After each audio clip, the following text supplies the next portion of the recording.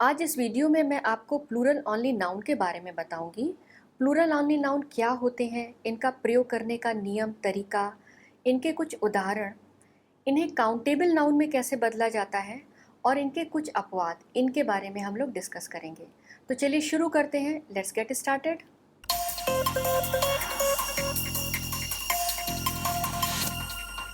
Hello दोस्तों, welcome back to English IV. I am doctor Anu Pandey. आज हम लोग प्लूरल ओनली नाउन के बारे में जानेंगे। प्लूरल ओनली नाउन यानी वे नाउन जिनका केवल प्लूरल फॉर्म ही यूज़ किया जाता है। यहाँ ये याद रखना है कि इन नाउन्स का केवल प्लूरल फॉर्म यूज़ किया जाता है, यानी इनका केवल बहुवचन रूप ही यूज़ किया जाता है। दूसरा, इनके पहले ए या एन का प्रयोग नहीं करते हैं, क्योंकि ए या एन का अर्थ होता है एक। प्लूरल फॉर्म एक से अधिक वस्तुओं के लिए यूज़ किया जाता है, इसलिए ए या एन और प्लूरल फॉर्म एक साथ प्रयोग नहीं कर सकते हैं। और तीसरी बात, ये नाउन संख्या में एक हो या एक से अधिक, इनके लिए हमेशा प्लूरल फॉर्म का ही प्रयोग किया जाता है। चलिए देखते हैं कि कौन कौन से नाउन प्लूरल ओनली नाउन होते हैं। इनमें पहले आते हैं टूल्स, जिनका अर्थ होता है औजार। आप यहाँ ध्यान दीजिए कि यहाँ सारे टूल्स दो पार्ट्स या दो भागों से मिलकर के बने हैं। आप इन्हें राइट पार्ट और लेफ्ट पार्ट ये नाम दे सकते हैं। इनमें से अगर कोई भी एक पार्ट खराब हो जाए तो पूरे का पूरा टूल्स बेकार हो जाता है। चूँकि एक टूल इक्वली इम्पॉर्टेंट दो भागों से मिलकर के बना है, इसलिए इनके लिए यहाँ प्लूरल फॉर्म यूज़ किया जाता है। यहाँ ये भी ध्यान देने वाली बात है कि इनके स्पेलिंग के अंत में एस या ई एस ऐड होता है, जो इन्हें प्लूरल फॉर्म बनाता है। जैसे स्केल्स तराजू, टोंग्स चिमटा, सीजर्स कैंची, हेडफोन्स बनकुलर्स, पाइलर्स। दूसरे वे सारे नाउन जिनका यूज़ हम पेयर्स के रूप में पहनने के लिए करते हैं, जैसे चश्मा, इसमें लेफ्ट पार्ट और राइट पार्ट होता है। कान में पहनने वाली बूंदें, ये भी लेफ्ट और राइट दो भागों में होती हैं। दस्ताने, जूते, मोज़े, इन सभी में दो भाग होते हैं, यानी हम इन्हें पेयर्स में यूज़ करते हैं। चश्मा स्पेक्टिकल्स, कान की बूंदें स्टड्स या बालियाँ ईयर रिंग्स, दस्ताने ग्लव्स, जूते शूज़ और मोजे सॉक्स। तीसरे भाग में आते हैं वे कपड़े जिनके दो पार्ट होते हैं, यानी जो दो भागों से मिलकर के बने हैं, जैसे पजामाज। इसमें दो पार्ट होते हैं, राइट लेग और लेफ्ट लेग। इसी तरह से शॉर्ट्स, पैंट्स, ट्राउज़र्स, जीन्स। चौथे भाग में वे शब्द आते हैं जिनके लेफ़्ट और राइट पार्ट्स तो यानी दो भाग तो नहीं होते हैं, लेकिन इनका प्रयोग हमेशा प्लूरल ओनली फॉर्म में किया जाता है। इनकी स्पेलिंग के अंत में हमेशा एस ऐड होता है, एस या ई एस ऐड होता है। जैसे thanks, congratulations, looks, manners, clothes, belongings, outskirts, surroundings. आइए देखते हैं कि जब ये नाउन संख्या में एक और एक से ज़्यादा होते हैं तब इनके प्लूरल फॉर्म का यूज़ कैसे किया जाता है। यहाँ पर एक कैंची है और यहाँ पर तीन कैंचियाँ हैं। एक कैंची के लिए सीजर्स, और जब कैंचियाँ तीन हैं तब भी सीजर्स यूज़ करेंगे। यानी जब इनकी संख्या एक है तब भी प्लूरल फॉर्म यूज़ किया जाता है, और जब इनकी संख्या एक से अधिक होती है तब भी प्लूरल फॉर्म यूज़ किया जाता है। एक जोड़ी बूट्स, तब भी उन्हें बूट्स कहेंगे। एक से ज़्यादा जोड़ियाँ हैं तो भी बूट्स। एक जीन्स, जीन्स कहेंगे। एक से ज़्यादा जीन्स है, यानी यहाँ चार जीन्स है, तो भी जीन्स कहा जाएगा। हिंदी में इन्हें एक जीन्स कह सकते हैं, लेकिन इंग्लिश में वन जीन्स नहीं बोल सकते, क्योंकि वन का अर्थ है एक और जीन्स प्लूरल फॉर्म है, तो इसलिए जीन्स के पहले वन नहीं लगा सकते। तब क्वेश्चन ये उठता है कि इनकी संख्या कैसे बताई जाए, कि ये संख्या में एक है या एक से ज़्यादा। इस कंडीशन में इनकी संख्या बताने के लिए इनमें कुछ क्वांटिफायर फ्रेजेस ऐड किए जाते हैं जो इनकी क्वांटिटी बताते हैं। आइए देखते हैं ये क्वांटिफायर फ्रेजेस क्या हैं और इनका प्रयोग कैसे किया जाता है।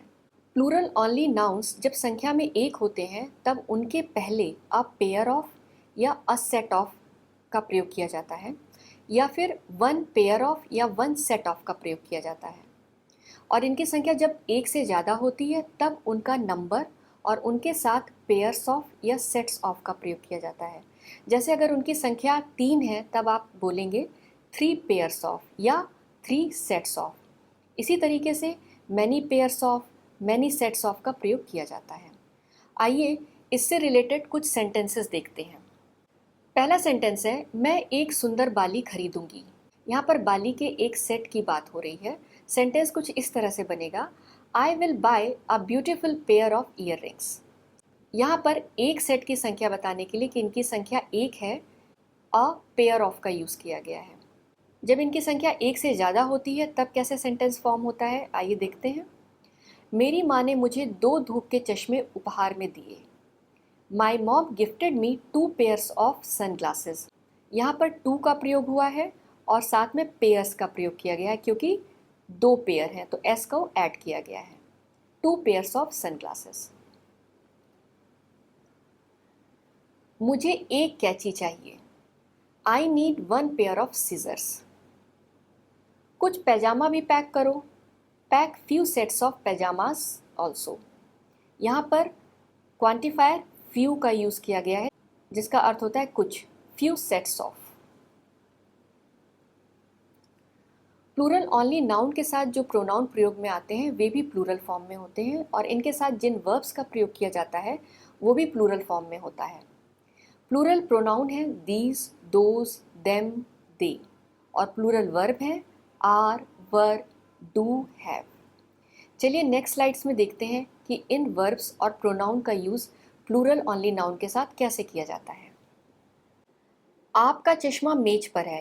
यहाँ पर एक चश्मे की बात हो रही है क्योंकि अगर एक से ज़्यादा चश्मे की बात हो रही होती तो सेंटेंस बनता आपके चश्मे मेज पर हैं।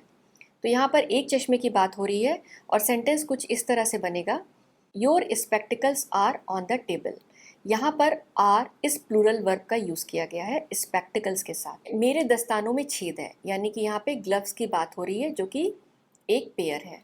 अब इसके लिए सेंटेंस कैसे बनता है देखते हैं। My gloves have holes. यहाँ पर plural form of the verb use किया गया है हैव। मेरी जीन्स कहाँ है, वेयर आर माई जीन्स। वे बैग में है, they are in the bag. यहाँ पर एक ही जीन्स की बात हो रही है लेकिन इनके साथ प्लूरल वर्ब और प्लूरल प्रोनाउन यूज़ हुआ है। वे हीरे के स्टड्स बहुत सुंदर थे, those diamond studs were very beautiful. हाँ मैं उन्हें खरीदूंगी, yes I will buy them. यहाँ पर भी एक जोड़े स्टड्स की बात हो रही है। इन दोनों पैंट में बेल्ट लूप है, these 2 pairs of pants have belt loops. यानी कि यहाँ 2 पैंट्स हैं, इनके लिए 2 पेयर्स ऑफ यूज़ किया गया है और इनके साथ प्लूरल वर्ब यूज़ किया गया है। वे शॉर्ट्स मेरे नहीं हैं, those 2 pairs of shorts are not mine. यहाँ दोज का प्रयोग हुआ है जो कि प्लूरल प्रोनाउन है, 2 पेयर्स ऑफ जो कि क्वांटिफायर फ्रेज है, इसके अलावा आर जो कि प्लूरल वर्ब है उसका यूज़ किया गया है। अब आइए नाउन मॉडिफायर्स की बात करते हैं।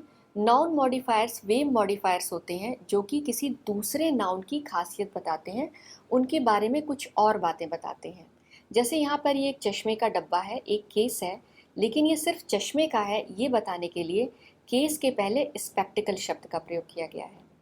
अब यहाँ पे ध्यान दीजिएगा, स्पेक्टिकल के आगे एस नहीं ऐड हुआ है, यानी सिंगुलर फॉर्म का यूज़ किया गया है। इसका अर्थ है कि जब plural only noun noun modifiers की तरह काम करते हैं तब उनका केवल सिंगुलर फॉर्म यूज़ किया जाता है, जैसे स्पेक्टिकल केस। कोई दुकान अगर चश्मे की है तब उसके लिए बोलेंगे स्पेक्टिकल शॉप।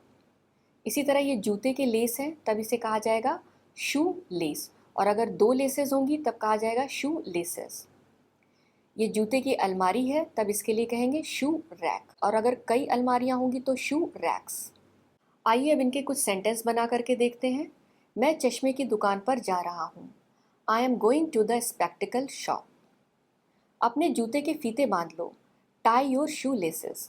इस तरह के नाउंस में जब हम दोनों भागों की बात ना कर रहे हों, केवल उनके एक पार्ट की बात कर रहे हों, तब भी सिंगुलर फॉर्म का यूज़ किया जाता है। जैसे जूते का केवल लेफ्ट या राइट पार्ट उसके बारे में बात की जाए, यानी कि सिर्फ जूता संख्या में एक हो, तब उसके लिए सिंगुलर फॉर्म यूज़ किया जाएगा। इसे इस तरह एग्जाम्पल से समझते हैं, मेरा कुत्ता मेरा जूता चबा रहा है, यानी कुत्ता सिर्फ एक जूते को चबा रहा है, तब इसका सेंटेंस ऐसे बनेगा, my dog is chewing my shoe.